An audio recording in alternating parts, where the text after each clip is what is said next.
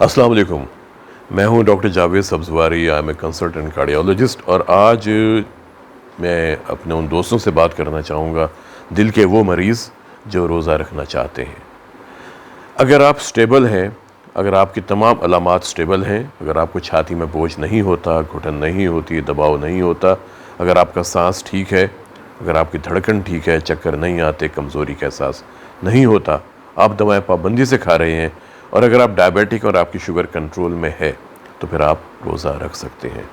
لیکن احتیاط آپ نے کیا کرنی ہے؟ کھانے پینے میں. جب آپ نے افطاری کرنی ہے تو کوشش کریں کہ جو آپ کے روٹین کی دوائیں ہیں، آپ پانی کے ساتھ، کھجور کے ساتھ روزہ افطار کر لیں، اور اس کے بعد پھر آپ اپنی دوائیں کھائیں، اور اس کے بعد پھر آپ نماز پڑھیں، اور نماز پڑھنے کے بعد پھر آپ نے کھانا کھانا ہے.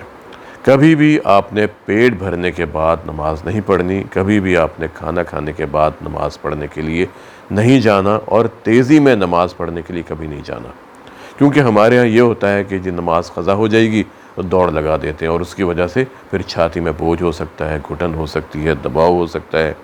اور اگر مسجد آپ جاتے ہیں، آج کل تو ویسے بھی خیر چونکہ وبا ہے، کورونا کی پرابلم ہے، تو کوشش کریں کہ آپ گھر میں اپنی نماز ادا کریں. لیکن اگر آپ نماز پڑھنے کے لیے جاتے بھی ہیں تو کوشش کریں کہ آپ کا فاصلہ اپنے دوسرے جو نمازی حضرات ہیں ان سے کم از کم 2-3 میٹر کے فاصلے پر ہونا چاہیے، اور اپنی جائے نماز ساتھ لے کے جائیں تاکہ آپ کو نقصان نہ ہو سکے. بعض اوقات چونکہ مسجد میں سب لوگ آتے ہیں، سجدہ بھی ہوتا ہے، تو اگر خدا نہ خواستہ کسی کو پرابلم ہے تو وہ وہاں سے ٹرانسفر ہو سکتا ہے. ایک اہم بات جو میں آپ کو بتانا چاہوں گا وہ یہ کہ آپ نے دواؤں کے اندر جو دواؤں کا نسخہ ہوتا ہے اس میں آپ نے رد و بدل نہیں کرنا. کیونکہ اکثر لوگ یہ سمجھتے ہیں کہ رمضان کا مہینہ ہے تو چلیں ہم دوائیں کم کر دیتے ہیں، یا دواؤں کو اس کی خوراک کم کر دیتے ہیں، یا کسی دوا کو روک دیتے ہیں. ایسا کبھی نہ کیجیے گا.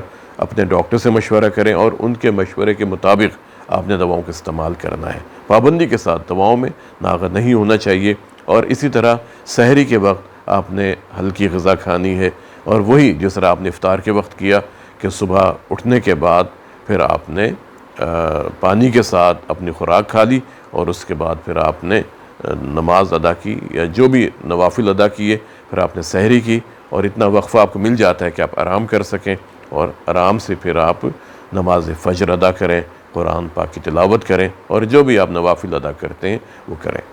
لیکن بس یہ آپ ذہن میں رکھیں کہ آپ نے پیٹ بھر کے کھانا نہیں کھانا، اور کھانا کھانے کے بعد آپ نے کوئی کام تیز نہیں کرنا. تیزی کے ساتھ تو کام اگر کریں گے تو اس سے آپ کو نقصان ہو سکتا ہے. پھر اس سے بھی ایک اہم بات یہ ہے کہ وہ لوگ جن کو شوگر ہے وہ اپنی انسولین پر نگاہ رکھیں. ان کی انسولین کی مقدار کس طرح ان کو تجویز کی گئی ہے تاکہ ان کا شوگر لیول بہت کم نہ ہو جائے. کیونکہ اگر شوگر لیول کم ہو جائے تو وہ بھی آپ کو نقصان کر سکتا ہے. دھڑکن تیز ہو سکتی ہے، پسینے آ سکتے ہیں، کمزوری ہو سکتی ہے، غنودگی ہو سکتی ہے، اور اس سے دل کا پرابلم ہو سکتا ہے. یہ تمام چیزیں ہیں جن پر آپ عمل کر کے بہتر ہو سکتے ہیں. اور ایک بات میں جو تیماردار ہیں ان سے بھی کہنا چاہوں گا کہ آپ کے مریض ہیں ان کا خیال کریں، لیکن اتنا زیادہ خیال نہ کریں کہ وہ پریشان ہو جائیں. بار بار کا ٹوکنا، بار بار کا ان کی طبیعت کے بارے میں ان سے سوال کرنا یہ اچھا نہیں لگتا، کیونکہ اس طرح وہ لوگ پریشان ہو جاتے ہیں، اور ان کو بار بار ان کی بیماری کا یاد دہانی کرانا یہ بھی ان کے ذہن پر دباؤ ڈال سکتا ہے. تو کوشش کریں ان کی ایک ہم لفظ استعمال کرتے ہیں کیئرفل نیگلیجنس، کہ آپ ان کو دیکھیں ضرور لیکن بس آبزرو کرتے رہیں کہاں پر جا کے آپ نے انٹروین کرنا ہے.